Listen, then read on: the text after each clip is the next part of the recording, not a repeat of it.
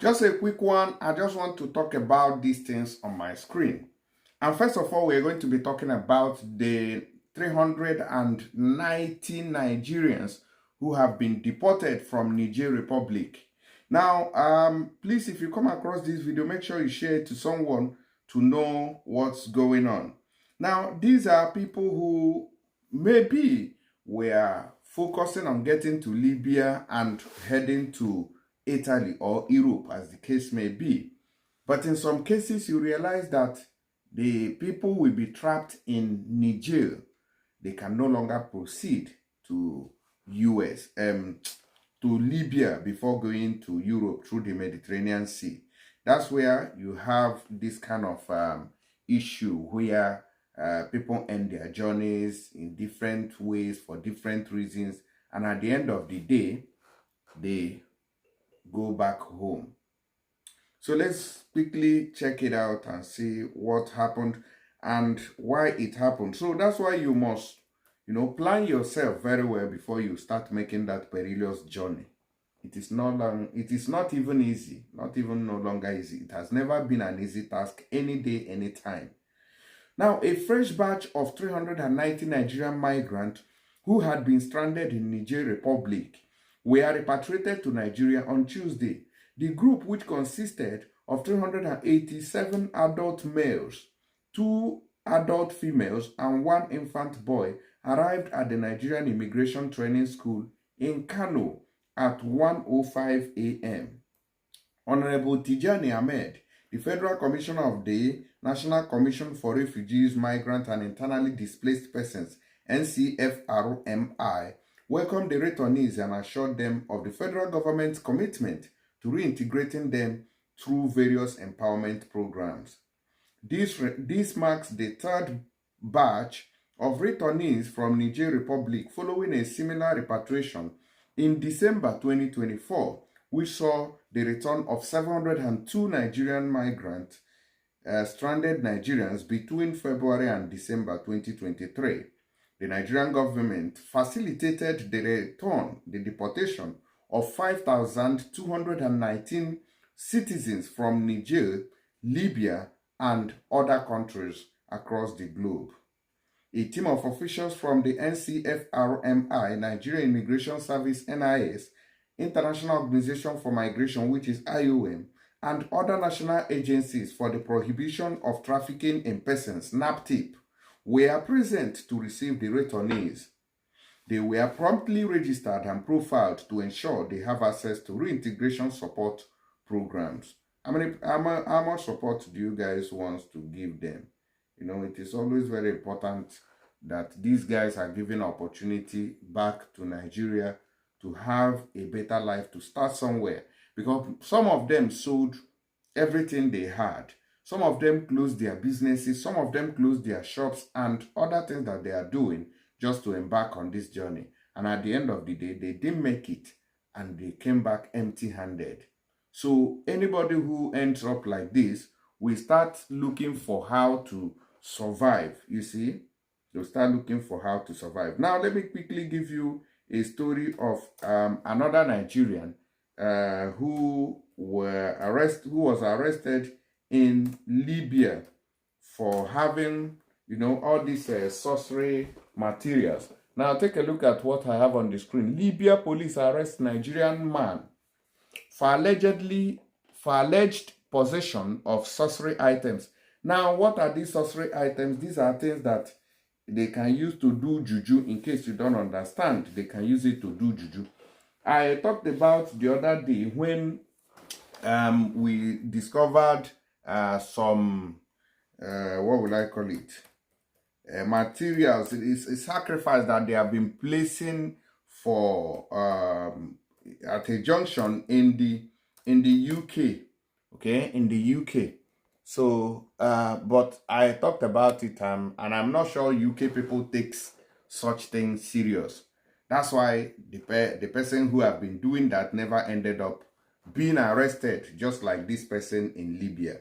But in Libya, based on we know Africa, so it seems that we know ourselves, and also a lot of people believes in it. So that is why they suspect that He may know what he's doing and it may affect somebody negatively. That's why they moved him on that person and arrested him. Okay, so Nigerians in Libya, I think you guys should be very, very careful that place. Okay, so we move away from there very quickly, and then I bring you to this guy here. You have on the screen, excuse me. Court sentences Nigerian internet fraudster, young billionaire, to prison for defrauding American woman of 345,000 US dollars. So this one now was arrested by EFCC.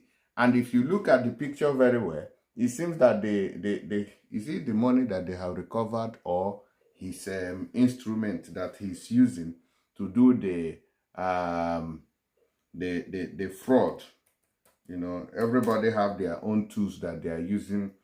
Okay, so it's a very serious matter right there. Okay, he has been arrested now. I don't know whether he's going to return the money to the owner or whether he has spent it. So that's why you see a lot of people riding G-Wagon, riding different cars. So these things have made us who are working legitimately to feel not, you know, belonging to the group of the happening people.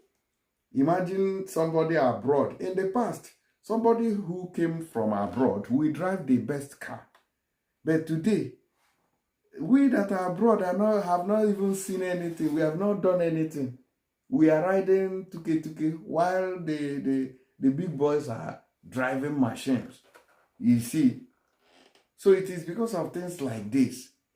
Like, for example, as I live abroad, it is difficult for anybody living abroad, especially in a country like Italy and some others too. There's an eye watching you. So if you make any false move, my brother, you are a goner. I tell you, if you make any false move, you are a goner. And once that happens, your document is gone. And if your document is gone, you don't have life again abroad. You don't have life. If you do anything like fraud abroad, in most countries, okay, you go in for it. Before you come out, your document have expired. And once it expires, that may be the end. You start roaming the street because without this document, you cannot do anything abroad. You can't walk, you can't do it. You can't do, in fact, your life becomes a misery. And when the person roams and say that nothing is working out for him or her again, the person may decide to deport him or herself. And once that happens, frustration enters because Nigeria is already frustrated. You see? So when the person, you know, enters into that level, you see that there is no hope for the person again. Now, they say that a 36-year-old Nigerian national, Okezie Bonaventure Obata, has pleaded guilty to conspiracy to commit mail and wire fraud in a transnational inheritance scam that defrauded over 6 million US dollars from more than 400 victims, many of whom were elderly and vulnerable. The guilty plea was entered in the U.S. District Court for the Southern District of Florida, with sentencing scheduled for April 14, 2025, before Judge Roy K. Altman. Obata faces up to 20 years in prison. In a statement released on Wednesday, the U.S. Department of Justice detailed the intricate fraud scheme that spanned several years. According to court documents, the fraudster sent personalized letters claiming to represent a Spanish bank, alleging that recipients were entitled for multi-million dollar inheritances left by deceased family members overseas. Meanwhile, victims were deceived into sending money for supposed delivery fees, taxes, and other payments to facilitate the release of their inheritance funds. But to me, these people who are falling victims to these scammers are also scammers too, Because you can't take what you did not keep. Somebody just wakes up somewhere and tell you, oh, somebody have left inheritance for you of so amount. Okay, you wake up and tell me, oh, they left 20 million US dollars for me as inheritance. Okay, where? You tell me. All right, that's cool. Since I have 20 million and you say that my processing fee is $5,000, thank you very much. Take $5,000 from this 20 million and process it. Then give me my balance. What are you holding my money for? We can't allow that. So that is what I can tell anybody who brings such proposal to me. But when they tell all these people, you see them jumping up and down. Money you did not keep, something you never worked for. You are even the bigger criminal in this case. You see, Ogbata and his network leveraged a complex system involving US-based individuals, many of whom were former victims, to collect and forward the money. However, none of the victims received any inheritance, and the entire operation was built on falsehood. Ogbata, who operated within the United States for several years, admitted to his role in defrauding victims with total losses exceeding 6 million US dollars. He pleaded guilty to conspiracy to commit mail and wire fraud in the U.S. District Court for the Southern District of Florida.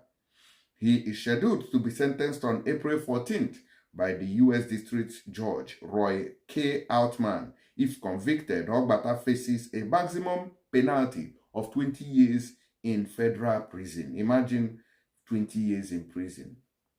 How many years is he again? 36 years. Then you now face another 20 years. 36 plus 20, that's 56 years. So is Okorobia not finished? Is your youthful age not done? You are done with the youthful age. Where will you now? Anyways, you can still enjoy the money at 56. I don't know, Sha. Depends. Can I enjoy it anyway? I don't know. Or will he make restitution, or they are forgiving the money with him? The Principal Deputy Assistant Attorney General, Brian M. Baton, head of the Justice Department Civil Division, said the Justice Department Consumer Protection Branch will continue to pursue transnational criminals wherever they are located.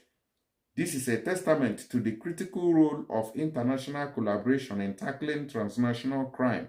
I want to thank the members of the U.S. Postal Inspection Service, USPIS, and Homeland Security Investigation, HSI, as well as the Portuguese Judicial Police and the Public Prosecution Service of Portugal for their outstanding contributions to this case. So this is how this guy is gonna go in and all that. So let me check. There are a lot of orders. So look. I even thought it is finished. Hey. Now they say that U.S. Attorney Mark Z. Lapointe for the Southern District of Florida said the long arm of the American justice system has no limit when it comes to reaching fraudsters who prey on our nation's most vulnerable populations, to include the elderly. We will not allow transnational criminals to steal money from the public we serve. Individuals who defraud American consumers will be brought to justice, no matter where they are located. However, this is the second indicated case related to this international fraud scheme. 6 other co-conspirators from the United Kingdom, Spain, and Nigeria have previously been convicted and sentenced in connection with this scheme. Meanwhile, on November 1st, 2023, the Honorable Kathleen M. Williams sentenced Ezinnia Peter Nebo, who was extradited from Spain, to 128 months in prison.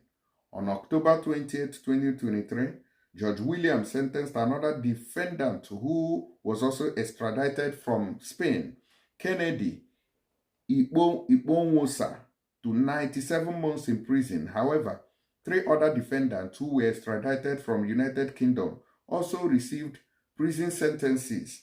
Who are these people? Judge Williams sentenced Emmanuel Samuel, Nigerian, Jerry Chooks, also Nigerian, and Ihani Chukwu Jonathan Abraham to prison sentences, that is also a Nigerian, of 82 months, 87 months, and 90 months, respectively, for their role in the scheme. However, Prince Amos Oke Ezemma was paroled into the United States from Nigeria and was sentenced to 90 months in prison for his role in the scheme. So these are Nigerians, all Nigerians committing crimes in different forms and shapes. And we are looking now. Anyways, guys, let me know your opinion on this matter. This crime is getting tougher every day. People are just still involved in it. It doesn't matter. Everybody wants to cash out. Nobody wants to be left out. You can see the big boys driving million cars. Meanwhile, before we can save that money abroad here, before we can work, pay bills, and save money, we don't do like this. We'll sweat and hear way. So, guys, please share this video for me and let me know your opinion in the comments. I'll see you guys on the next video. Thank you. And don't forget to use tap-tap-send to make that very transaction. Use my promo code so our viewers can also, use our promo code. Thank you. Bye-bye for now.